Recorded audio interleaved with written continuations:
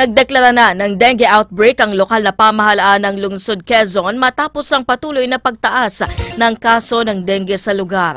Batay sa datos ng City Epidemiology and Surveillance Division o CESD, mula January 1 hanggang February 14 ngayong taon, pumalo na po sa 1,769 na kaso ng dengue sa Quezon City.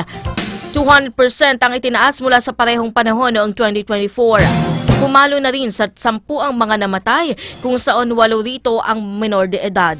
58% din ang mga kaso ay mula sa mga batang edad 5 hanggang 17 taong gulang habang 44% ng mga kaso ay mga batang edad 1 hanggang 10.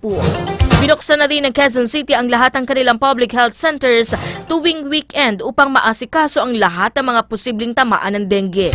Pinaigting na rin ng Quezon City LGU ang kanilang kampanya laban sa dengue at paglilinis sa mga lugar na pwedeng pamahayan ng mga lamok na may dala nito.